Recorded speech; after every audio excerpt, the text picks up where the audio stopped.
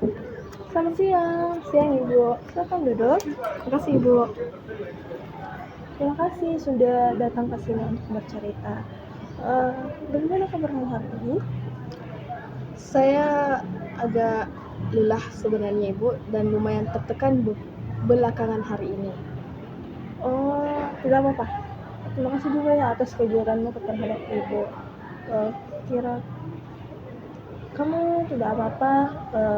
Kamu tidak apa-apa baik bercerita di sini karena di sini adalah ruangan bebas dan ruangan aman untuk kamu bercerita. Ya Ibu, saya merasa kewalahan dengan tugas-tugas yang terus datang Ibu, yang kayaknya itu tidak habis-habis Ibu.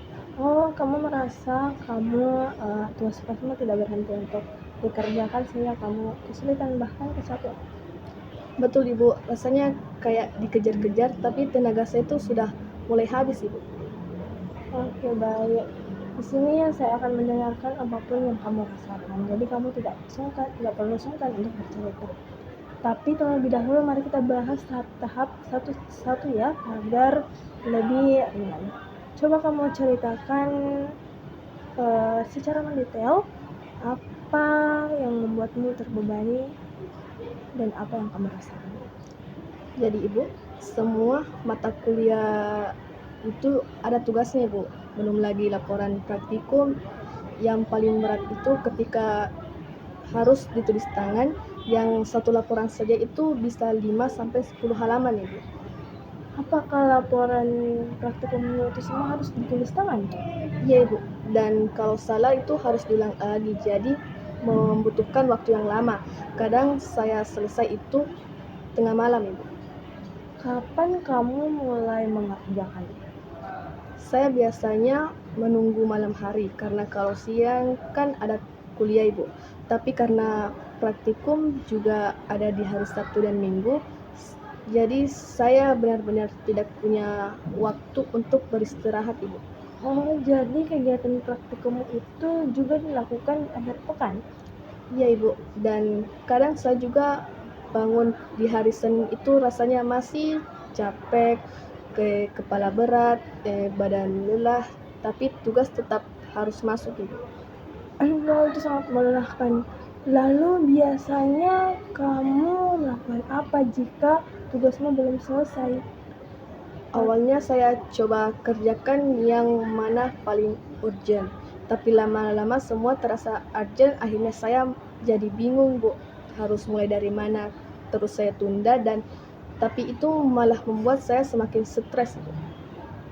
Jika kamu menunda, apa yang kamu rasakan? Apakah kamu cemas, takut, atau bahkan terbebani? Semuanya itu campur aduk Ibu, cemas karena deadline semakin dekat, takut dimarahi dosen, bersalah karena tidak produktif, tapi tenaga saya itu kayak tidak cukup Ibu. Oh, begitu.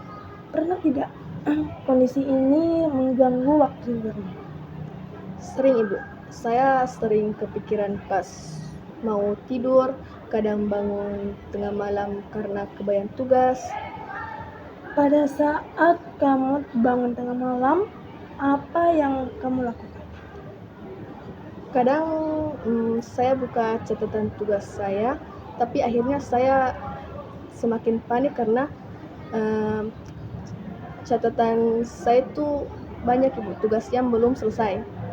Oh, begitu. Pernah tidak kondisimu ini pernah kau keluhkan ke orang-orang terdekatmu seperti keluarga ataupun teman-teman?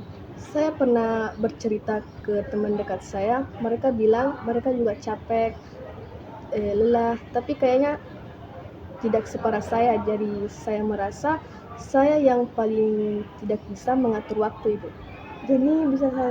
Jadi kamu merasa kamu kesulitan sendiri. Ya Ibu, dan itu bikin saya semakin tertekan Ibu. Baik. Kalau bisa disimpulkan, kamu itu punya tugas banyak, baru praktikummu yang harus dilakukan di akhir pekan, dan laporannya harus ditulis tangan, sehingga kamu membuatmu lelah, cemas, bahkan tidurmu terganggu, sehingga kamu merasakan kesulitan sendiri. Jadi, apakah itu betul?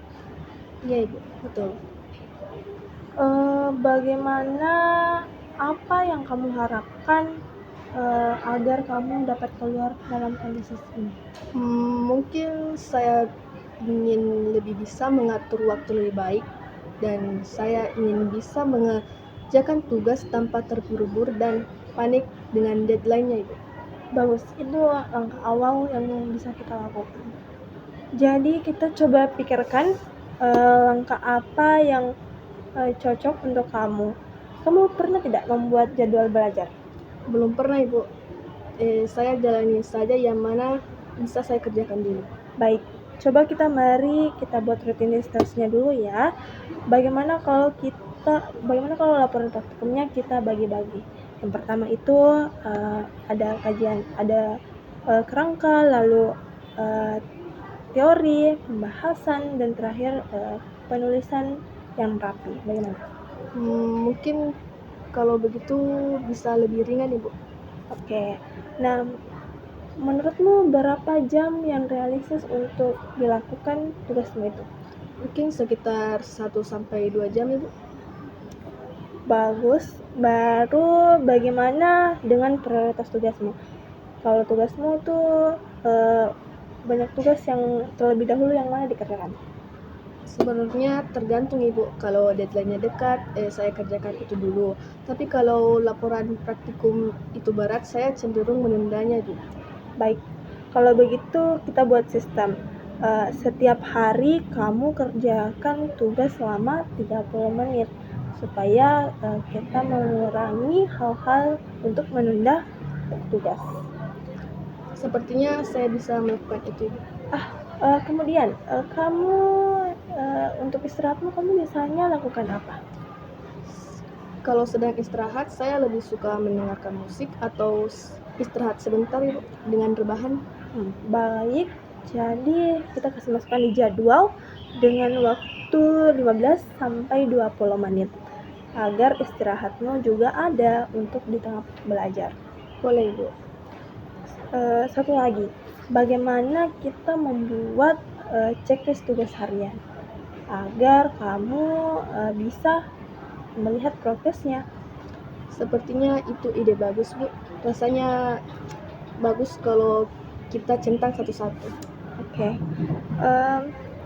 Jadi sebelum kita mengakhiri sesi konseling ini, saya mau bertanya tentang bagaimana perasaanmu setelah membahas kesulitan ataupun permasalahanmu.